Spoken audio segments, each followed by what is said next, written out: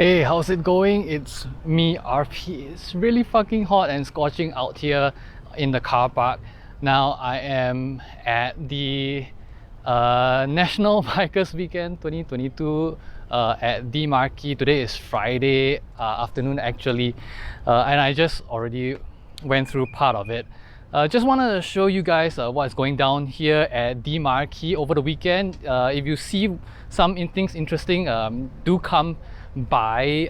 It's going to be until this coming Sunday, so I'll try to put this video up as soon as I can by tonight, Friday night, and hopefully there's something here that will interest you that you can come down and see for yourself.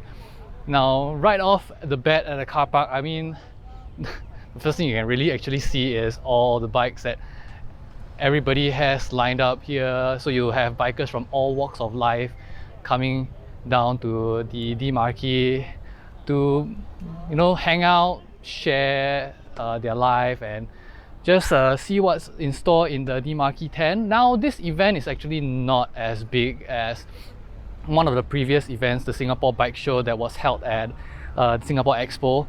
I mean, the hall is rather small. There's not much you can do about it, but for a company organizing an event like this with such limited resources, I think it's actually quite interesting to come down and take a look for an hour or so, and then see what's new developing in Singapore. Actually, there's some things that are rather new, and I would like to share with you later when I get inside. One of the first things that I wanted to show you guys, the moment you come into the car park, you can see there's a section in the car park that has been demarcated, and there are tents over here, and you'll see some really nice looking supermotors there, some really nice bikes.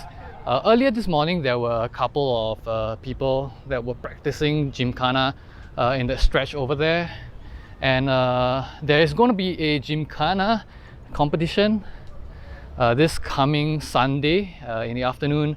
So if you're interested in taking a look at what some of the more skilled riders in Singapore can do and probably inspire yourself to do something similar, do come down on Sunday and take a look at what they're getting on with. I mean, some of the bikes that they're riding on are really, really cool. So, like in any typical bike show in Singapore, oh, this is a really, really nice.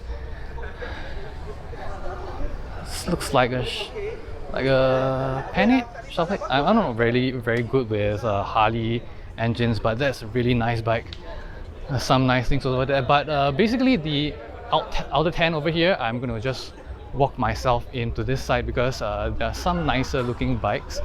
The outside here is mostly dedicated to some businesses that are selling new bikes. So if you are in the space to look at new things like aftermarket headlights, stuff like that, horns, you can come and take a look. It's oil as well.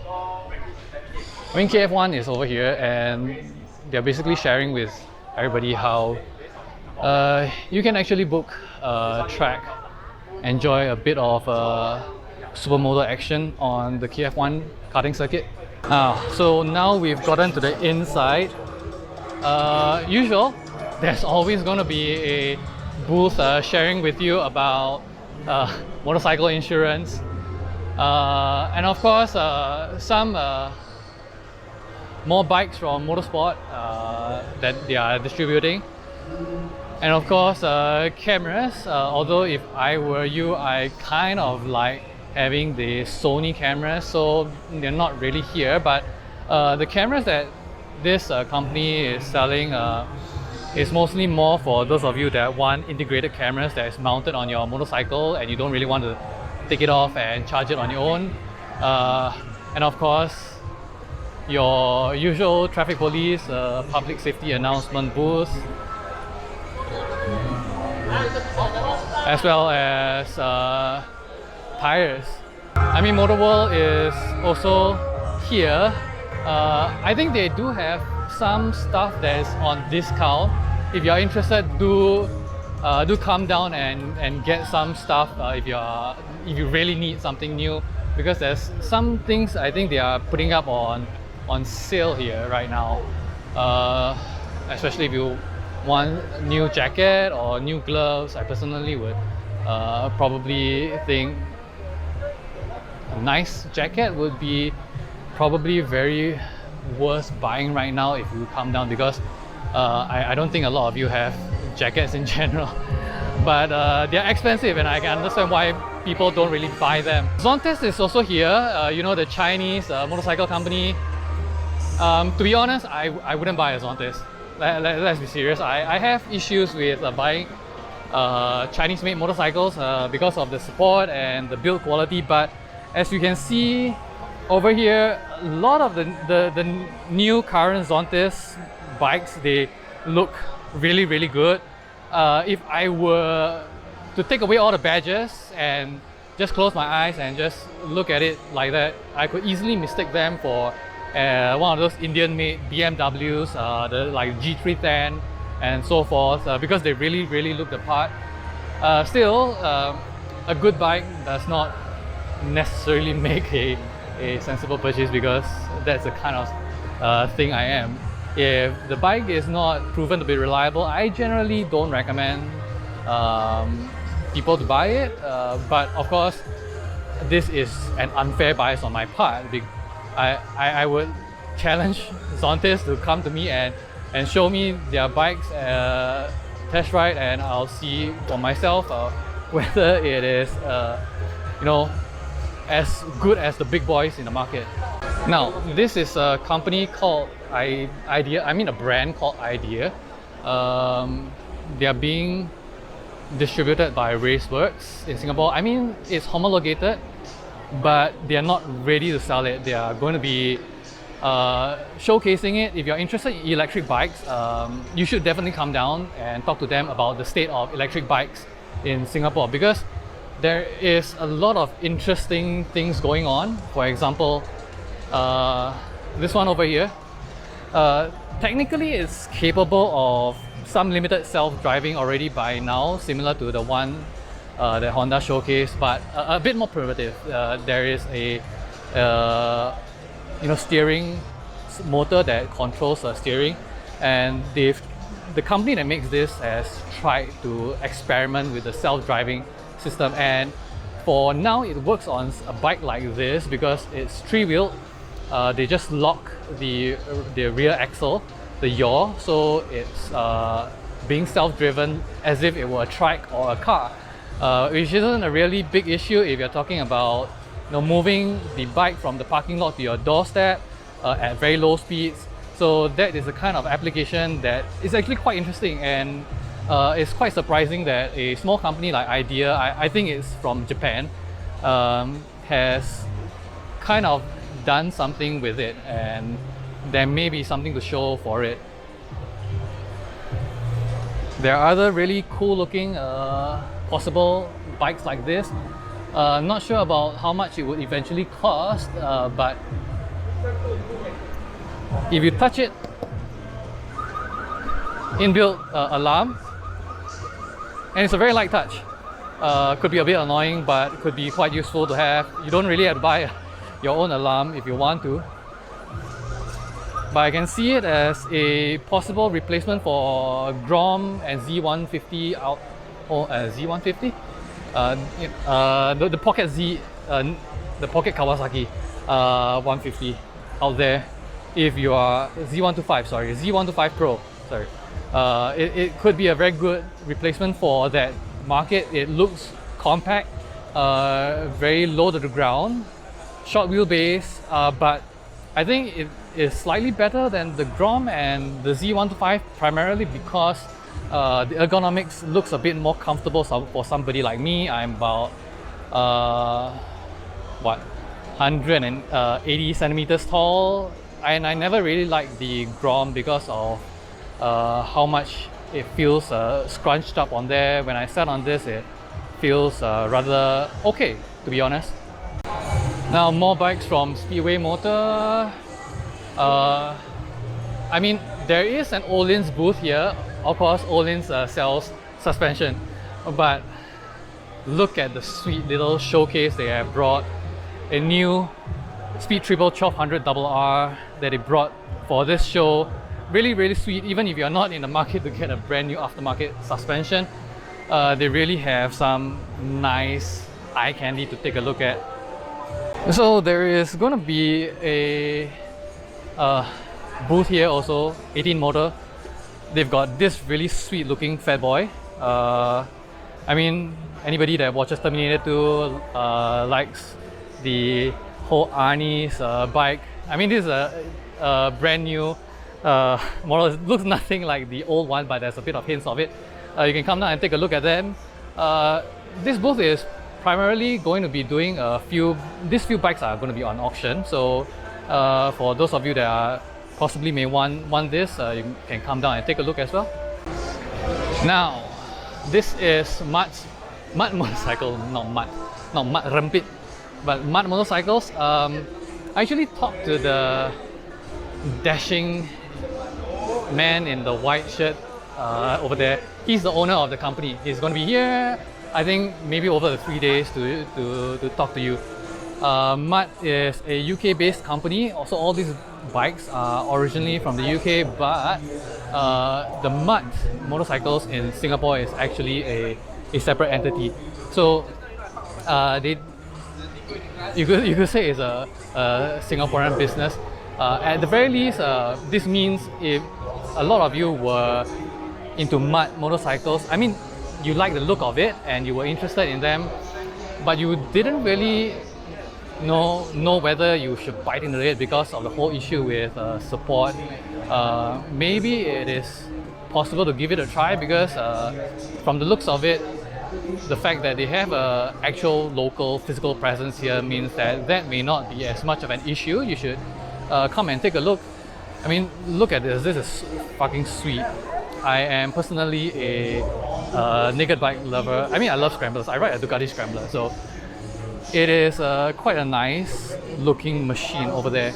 I'm not really familiarized myself with most of the names of the models, but the one I had my eye on over here, this is called the Razorback. This one has a 250 engine on it. Very beautiful looking motorcycle. I mean, I did talk to them about the whole routing thing, and they are very well aware of that issue. But it's very possible for them to customize the routing for you if you wanted. But right now, as a stock option when you buy it, it's going to be like this for testing reasons. I mean, when it comes to LTA, it's really hard to make small changes to even a simple exhaust route without having to go through several hoops to get that, legalized and allowed on a off-the-shelf motorcycle. But otherwise, if you are like me, you ride something like a Ducati Scrambler, or you like supermotos but with a flat track tire, you should try and take a look at this, because one thing I was really interested is in how everything here seems to be bolted on. So if you drop it and you're somebody like me that is really okay with going off-road and dropping the bike and potentially breaking a headlight or so, having headlight mounts like this is really good, because this means that I can just buy a new headlight and slap it on and have a good day without having to go to the shop and tear down half the bike just to reach the headlight. Apart from that, I really love the amount of ground clearance on this. Look at that, that's a lot of ground clearance on a bike that doesn't even run 21-inch front. I think this is a 19-inch front and rear. I think they're 19-inch front and rears. But to have that much, travel, that much ground clearance on something like this is really amazing. And if you are in the whole custom scene, I mean, let's be honest, Mud is not going to be a mass market bike. It's a boutique brand. You're going to be buying it because you've got a lot of spare cash and you want something special, something really good looking. You can come down and take a look at what they have to offer.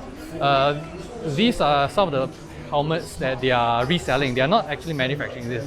They are resellers, but I tried a few of them. They are really light. Like, you know how much a full face usually weighs? It's about 1500 grams. That is 1100 grams. That is incredibly light. A bit pricey though.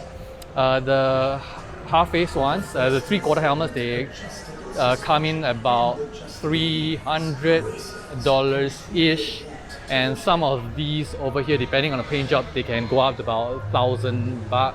Expensive, but like I said, you're not coming here because you're trying to pinch pennies. You're coming here because you want something special. So yeah, gives you a thumbs up. He wants you to come to the National Bikers Weekend and meet him at Mud Motorcycles. Look at his smiling face. He really wants to see you here, give you a hug, tell you all about Mud Motorcycles. So, Italjet scooters. Now, I did not really know about Italjet's Dragster until very recently when I saw one of these on the road, and I thought they were custom. I thought somebody bought a Vespa and customed it to hell and back again, and I thought to myself, how the hell was that even fucking legal at all? Until I came here, and then I realized that Italjet sells the Dragster as, you know, look at that front suspension. This is fucking sweet. So it was only until this event that I actually knew this was being sold. I mean, I pride myself as being a motorcycle vlogger, but I'm surprised that I did not even update myself on something like this. And I believe it's not even particularly new. I think it's been around in the market somewhere already. Somehow. I'm still beating myself over the fact that I never knew that this bike was being sold in Singapore at all. Last but not least, Scorpio. Now, I talked about Scorpio in my history of Singapore's manufacturing industry a long time ago in one of my videos. And Scorpio was one of the companies that I mentioned was that was local and was making its own electric motorcycle, as is with pretty much every motorcycle related manufacturing company that is based in Singapore. Now this is the X1, as you can see over there on the carpet. The X1 over here that you're seeing is still a prototype. It's not ready at all. They are, I talked to them, they are planning to get something out probably by the next 2 years. We'll see how it goes, but as of now it is nowhere near ready for homologation and public use. Like for example, if I were to point you back at the idea over there, and a lot of the electric scooters that are in the market, they're all already homologated in the markets of origin that they came from, where they were developed. But the Scorpio, being a Singaporean creation, it's not yet homologated yet. But then again, I've spoken with some of these guys that are in this electric motorcycle industries. Either way, even for companies like Idea, where they've already been homologated, for example, Energica homologated, the LiveWires homologated, Zero stuff are homologated, but they are not ready to be sold in Singapore, and that is primarily because EVs still require to go through another step to certify their charging systems.